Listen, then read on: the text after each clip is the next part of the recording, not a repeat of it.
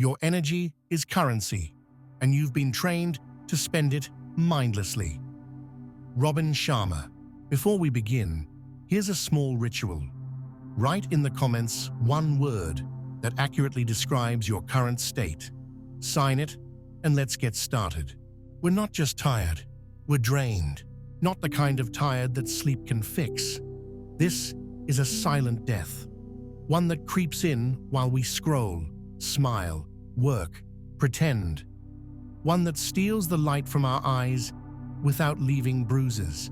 There's a slow erosion happening inside millions of people.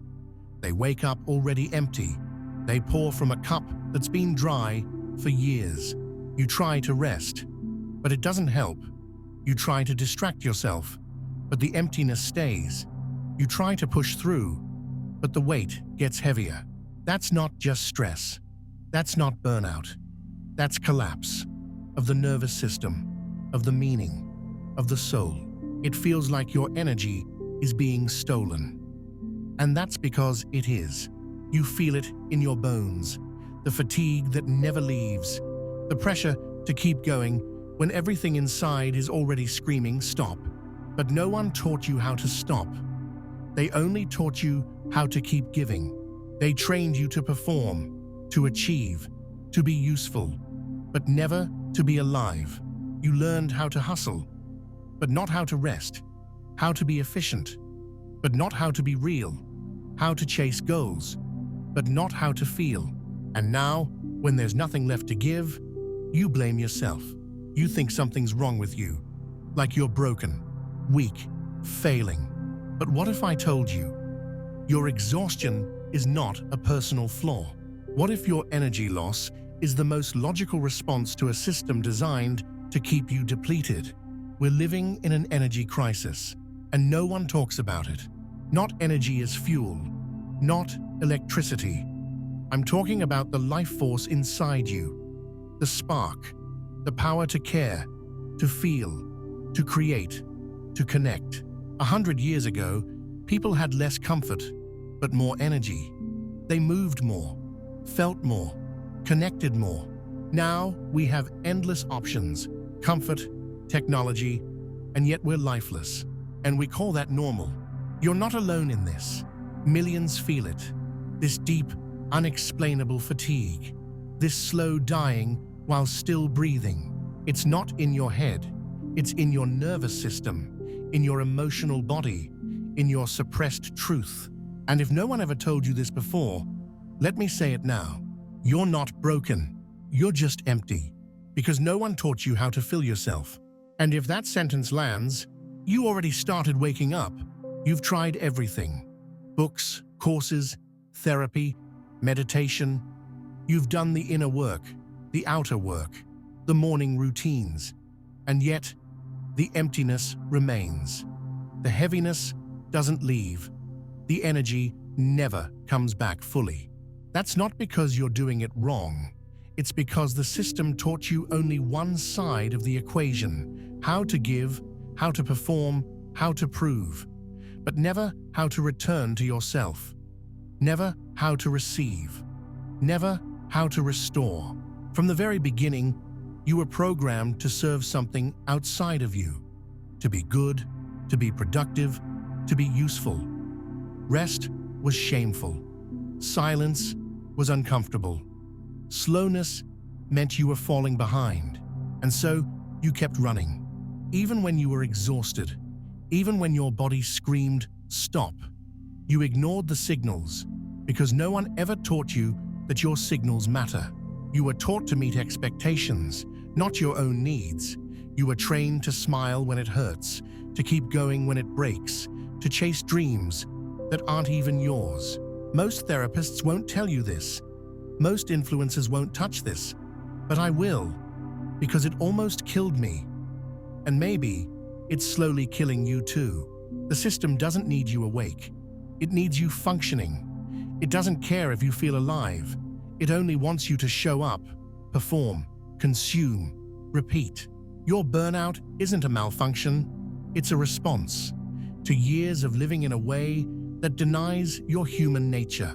You were built to feel, to rest, to play, to process, to connect. But instead, you scroll, suppress, hustle, perform. You overthink instead of feel.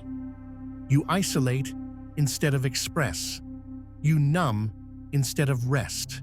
It's not your fault. You're surviving in a culture that punishes authenticity and rewards exhaustion. But survival is not living.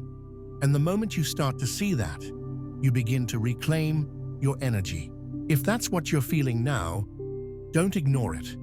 This isn't just a video, it's a mirror. And if it reflects something true, let it in. If these words hit something raw, subscribe to this channel. Let the algorithm carry this message to others who are finally ready to stop running. If you feel that this is about you, subscribe so more people can hear what's been hidden for too long. And join the Telegram, where we go even deeper, uncensored. That space is not for followers. It's for those who are done pretending. And if you recognize yourself in these words, write in the comments, "I no longer run from pain." Let's see how many of us are ready for truth. How many are done playing the role? How many are choosing energy over illusion? If you want to understand why you're always tired, why no amount of rest feels like enough, you need to look at what's silently draining you every single day. Not in big explosions, but in slow, invisible leaks.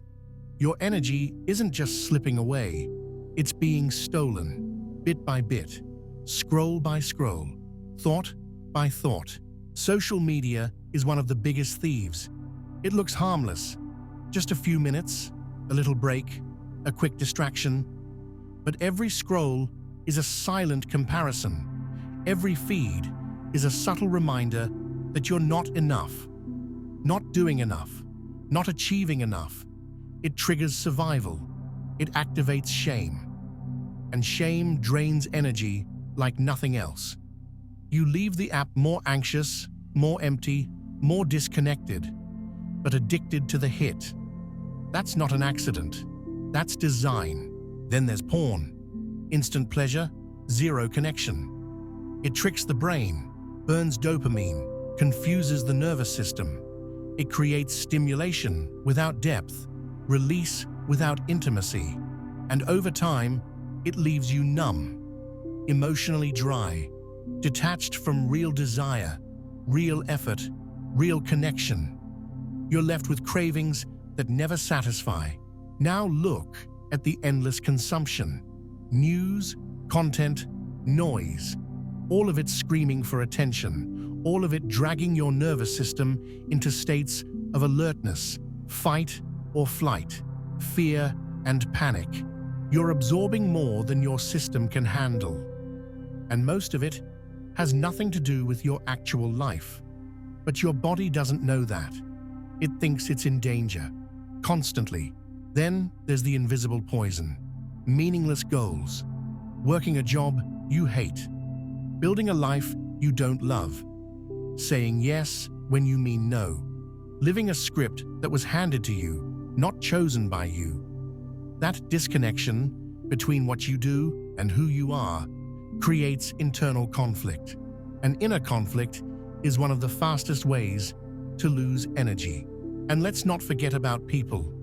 Some of the most exhausting things you carry aren't tasks, they're dynamics.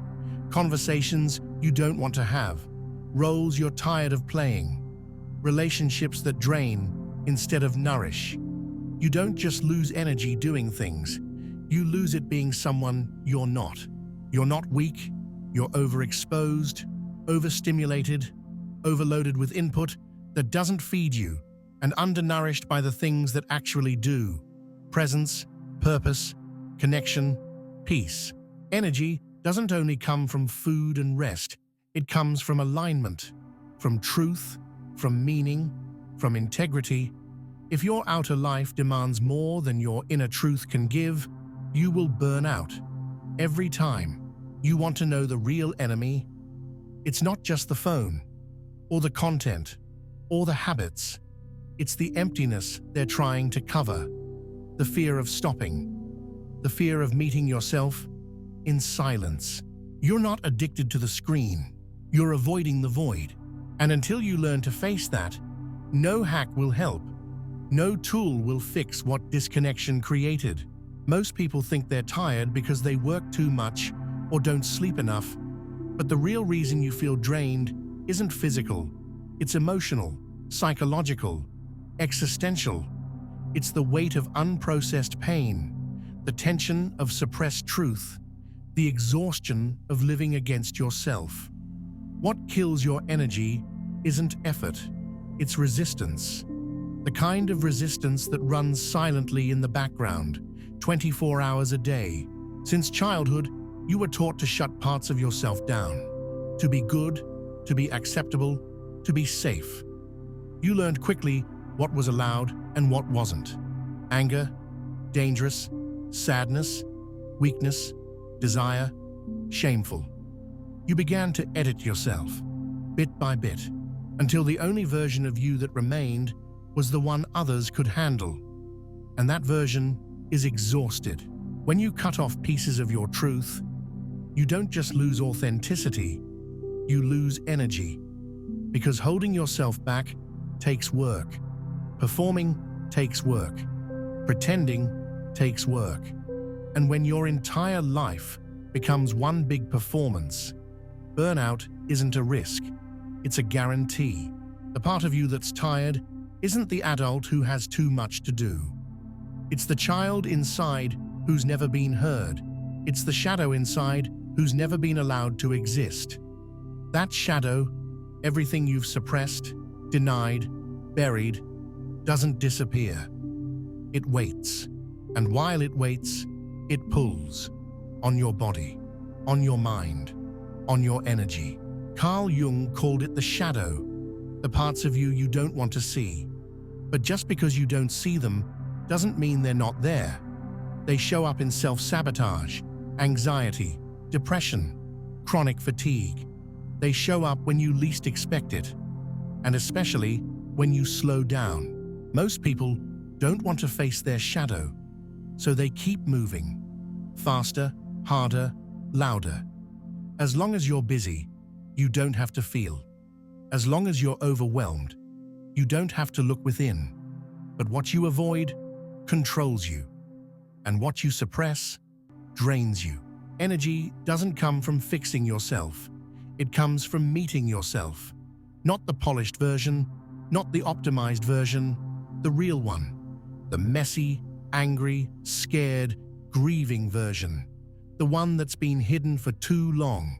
When you deny your darkness, you split. When you accept it, you integrate. And integration, not motivation, is what gives you energy. Because wholeness is power. You're not supposed to be positive all the time. You're supposed to be whole. That includes rage. That includes grief. That includes truth. If you want your energy back, stop chasing light and start sitting in the dark without running. That's where the real power is. That's where the real you is. Almost no one teaches you how to restore energy. Not truly, not deeply. You were taught to recharge through distractions. A vacation, a weekend, a glass of wine, a scroll through your feed. But that's not restoration. That's avoidance dressed as recovery. True restoration isn't glamorous. It's not passive. And it's not always comfortable. It requires presence, honesty, and the courage to feel what you've been running from. You've been conditioned to associate rest with weakness. To slow down means you're lazy. To stop means you're falling behind. So you keep pushing, long after your system is screaming for pause. You override every signal. Your body says rest, but your mind says not yet. Your heart says, I'm tired, but your pride says, keep going. And you listen to pride because that's what you were trained to do. Rest isn't just about sleep, it's about safety. If your nervous system doesn't feel safe, no amount of downtime will recharge you. That's why some people sleep for hours and still wake up exhausted. Their body was horizontal, but their mind never stopped bracing. Real rest begins when you stop being at war with yourself. And here's the truth. The system you live in is not designed for that kind of rest. Productivity is worshipped. Output is rewarded. Stillness is feared. The moment you pause, the moment you stop performing, the system loses control over you. That's why restoration isn't just a self-care act, it's a rebellion. You were taught how to grind, but never how to grieve, how to chase, but never how to receive, how to win, but never how to feel. And now, you're trying to restore yourself with tools that were built to keep you running. It won't work, because healing requires a different language, a different rhythm, a different mindset. You think you need more motivation, but you don't. You need more honesty about what hurts, about what's missing, about what's not working. Because the truth is, you can't restore energy in an environment that drains you. You can't feel alive in a routine that numbs you. You can't come home to yourself if your entire life is built around avoiding that home. Most people don't burn out from doing too much. They burn out from doing too little of what actually matters. Too little alignment, too little expression, too little truth. You want to feel full again? Start subtracting. Cut what drains. Release what's fake. Say no to what costs your soul. Energy doesn't come from adding more. It comes from choosing less, but choosing real. And when you begin to do that, even in small ways, something shifts. Your body starts to trust you. Your mind begins to quiet. Your emotions begin to move. That's when restoration becomes possible. That's when the spark comes back. Restoring energy isn't about waiting for it to magically return. It's about learning how to rebuild it deliberately, every single day. You don't need perfect conditions, a retreat, or a miracle. You need rituals, practices, commitments to yourself that pull you out of depletion and back into alignment. And no, this isn't about forcing productivity. It's about choosing life over survival. Here are 15 things that actually work, not because they're trendy, but because they reconnect you to what's real. 1. Reduce digital noise. Don't just take a break from your phone. Design your day so your mind has space to breathe. Dopamine detoxes are not hype. They're survival strategies in an overstimulated world. 2. Move your body daily, not to punish it, but to free it. Energy needs circulation. Movement is medicine. Walk, dance, stretch. Get out of your head and into your limbs. 3. Prioritize sleep like your life depends on it. Because it does. Sleep isn't a luxury. It's the foundation of every emotion, decision, and reaction you have. 4. Eat real food. What you consume becomes your chemistry. Ultra-processed junk might comfort your mouth, but it starves your cells. 5. Learn to breathe deeply. Most people are barely breathing. Shallow breath equals shallow presence. Breath is your bridge back to regulation and clarity. 6. Spend time in silence. Not just quiet, silence. The kind where you can finally hear yourself again. No input, no noise, no distractions. Just you and your truth. 7. Connect to nature regularly. The body remembers something ancient when it's near trees, water, or fire. That memory restores what screens erase. 8. Say no without guilt. Every time you say yes to something that drains you, you say no to your own life force. Choose wisely. 9. Write it out. Journaling is not just reflection, it's emotional digestion. What you name, you contain. What you avoid, you carry. 10. Build a clear vision. Not to chase it, but to align with it. A sense of direction channels your energy like a river. No clarity equals no momentum. 11. Surround yourself with people who charge you. Human connection either fuels or empties you. Notice the difference and act on it. 12. Reduce comparison. You lose energy trying to become someone you were never meant to be. You gain it by fully inhabiting yourself. 13. Spend time doing nothing. Not scrolling, not distracting, just existing. Boredom is a portal. Stillness is a reset. 14. Release perfectionism. Perfection is a prison, and maintaining it takes all your energy. Choose real over perfect, always. 15. Return to purpose, even a small one. Purpose doesn't need to be grand. It just needs to be true. Energy flows where meaning lives. And here's what's wild. These practices aren't secrets. They're not hidden. They're just ignored because they require you to choose yourself in a world that profits from your disconnection. But when you do choose yourself, consistently, unapologetically, the change is undeniable. Energy returns, not all at once, but enough to remind you that you're still alive. Energy is not just one of the things in life. It's the thing. It's the invisible currency that determines the quality of every experience you have. Think about it. Without energy, there's no presence. Without presence, there's no connection. Without connection, there's no meaning. And without meaning, everything feels empty, no matter how much you have. Look at your relationships. When you have energy, you can listen, feel, respond, love. When you don't, even the people you care about start to feel like obligations. You zone out, you get irritated, you shut down. Not because you're a bad person, but because your system is empty. Love doesn't die because of conflict. It dies when there's no energy left to show up.